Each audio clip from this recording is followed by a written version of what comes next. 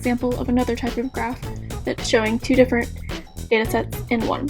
So this is looking at an air quality metric, which is PM2.5. PM is short for particulate matter. 2.5 means small, fine particles, so it's 2.5 micrometers in diameter or smaller. Then the second data set is looking at the total population of the city.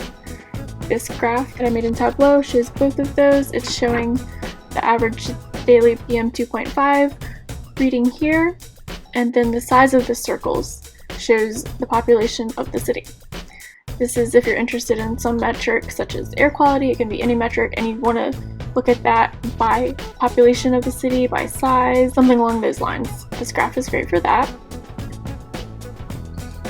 This graph also is interactive, so you can click on each data point here to see the exact number for both population and for the average daily PM2.5.